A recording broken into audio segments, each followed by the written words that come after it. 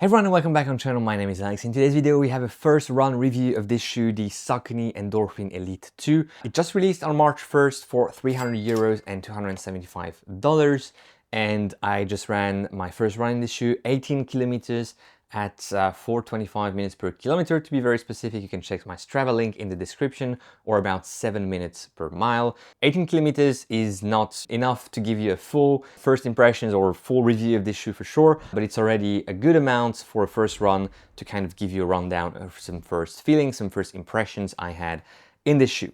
Looking at the specs, we have 39.5 millimeters of stack height in the heel, 31.5 in the forefoot for that 8 millimeters drop.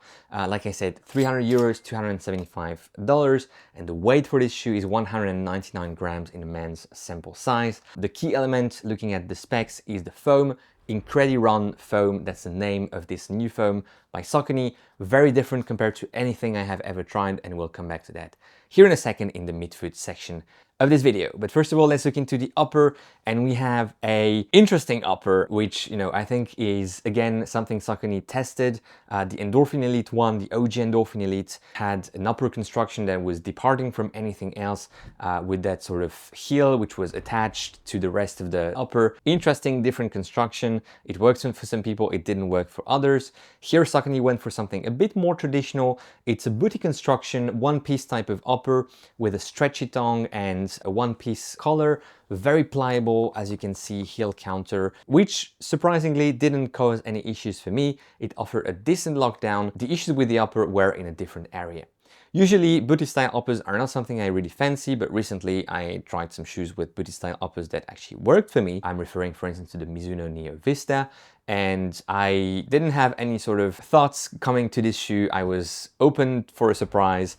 And the main concern for me with this upper and with this fit in general is the length. First of all, I was almost touching the pointy end here of the shoe with my big toe, which is obviously a huge concern when my preferences are to have half a thumb or even a full thumb width here at the front of my toes. So definitely sizing alert, go at least half up and maybe even a full size up, but make sure you try the shoe when doing so.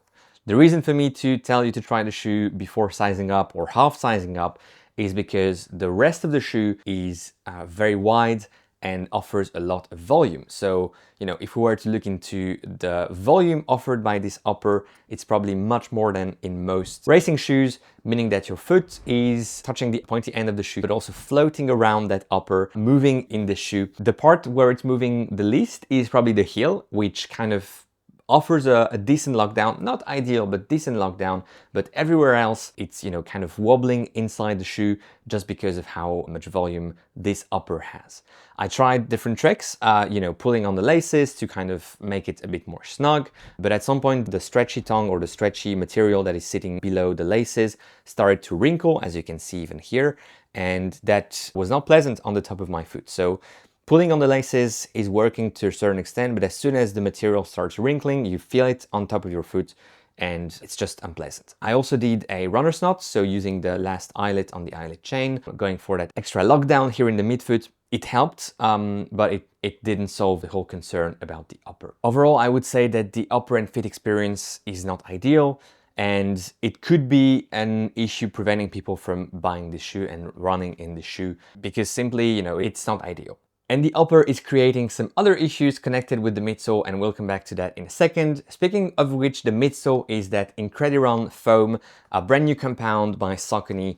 I cannot tell you what it is, what it's made of. What I'm sure is that it's the squishiest, the plushest, the softest material I have ever tried in a racing shoe, and maybe even in all running shoes in general. It is really, really crazy soft.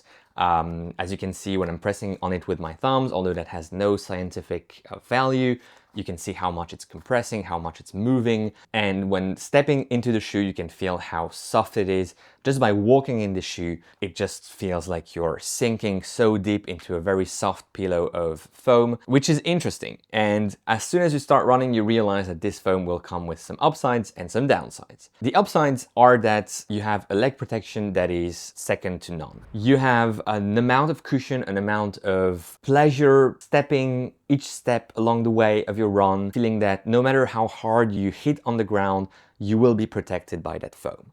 You will sink in and you will also get a lot of bounce. The bounciness of this foam is also almost second to none. I think some other foams were close to this, namely Zoom X with Nike had also a lot of bounce, especially on a shoe like the Invincible, which was not a racing shoe, so also keeping this in mind.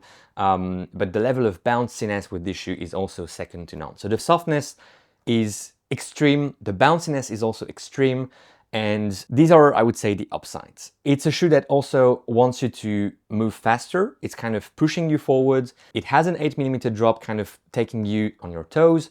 And this is an upside or a downside depending on how you intend on using this shoe. It's a racing shoe, so technically it's more of an upside. But the 8mm drop is good if you are kind of mid-foot, forefoot striking. For heel strikers, this 8mm drop is very different as soon as you start compressing the heel and creating a very different figure in terms of dynamic drop. So dynamic drop is the drop that you're creating by loading the foam at a certain point.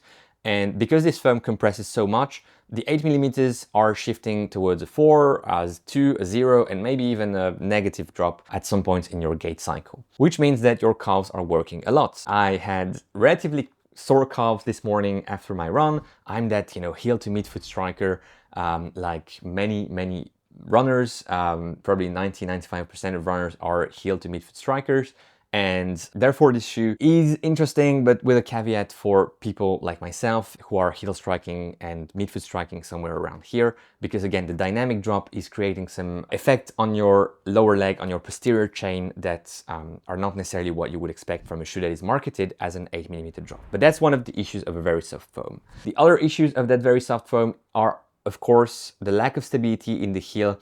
There's a lot of lateral and medial movement, and that's also connected directly with the upper. The upper doesn't offer a good lockdown enough to be working with a foam that is so soft and so wild. I'm suspecting that many people will face issues, maybe even injuries, because of how soft and how crazy this foam is. Not just in the heel, but also in the forefoot. You also have a lot of pronation going on in this shoe. Even for someone like me, I'm not like a huge pronator. I do have some pronation like most people. I suspect this shoe might come at a cost of issues and injuries for some runners.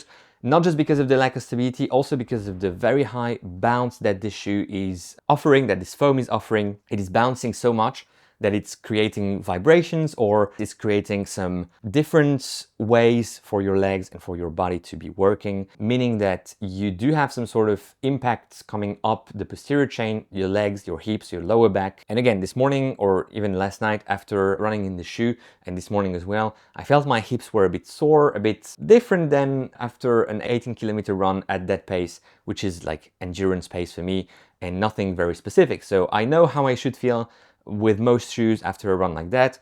And here I could feel that I had some stuff going on. Very interestingly, Ivan at Meta Endurance, who reviewed this shoe a few months ago when it released for the before the Olympics, also picked up an injury that he thinks is attributed directly to how much vibration and how much this the bounciness of this shoe was affecting his body. Again, his posterior chain, hamstrings, and hips for himself. If you want to read his review, it's linked in the description of this video. How would I use it? Would I race in it?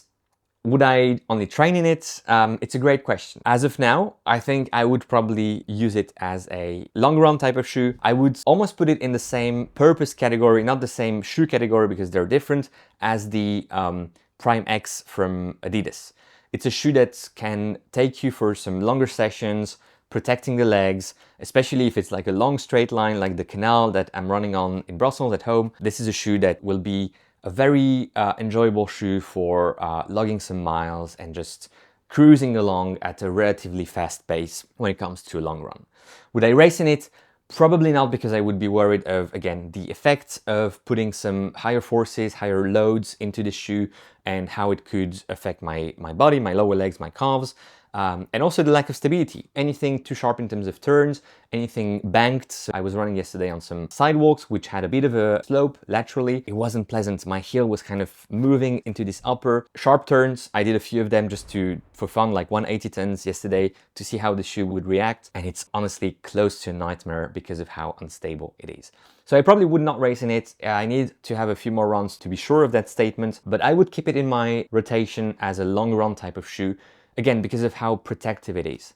I can see myself in weeks where I'm training a bit more towards a marathon, for instance, using this shoe for longer runs, maybe, 1 hour, 1:30, 2 hours, Not necessarily the long run of the week, but one of the kind of mid-distance runs, again, to get a bit of leg protection and save a bit of energy for the rest of my sessions planned that week. I think, however, where I see this shoe being super interesting is in terms of innovation. Incrediron foam is really incredible, very different. I think it needs a bit of tweaking in the upper for sure, and then maybe some sort of tweaks as well in the midsole to make it a bit more stable, maybe a stiffer plate, because as you can see, there's a bit of, you can really bend it and you can really make it move in many directions. Maybe reducing the stack, maybe adding a bit of a different foam, a dual layer type of setup to make it a bit more stable. But I see it as a good step forward for Saucony, but also for the industry, because a new foam and new technologies, as long as they keep runners healthy and not injured, they're a good thing, and they're, again, moving forward in that innovation, I think is a good thing. If you have any questions about the shoe, let me know in the comments. If you want to compare this shoe against another one, I can do that real soon in a video, maybe against the Vaporfly 4, maybe against the Adios Pro 4, because these two foams, Adios Pro 4, Lightstrike Pro, and this Incrediron foam on the Saucony Endorphin Elite are very close. Much bouncier here, however. But anyways, if you have any comparison requests, let me know in the comments. And for now, let's link to the review of the Saucony Ride 18, a very fine daily trainer, which you can see right here. Thanks for watching.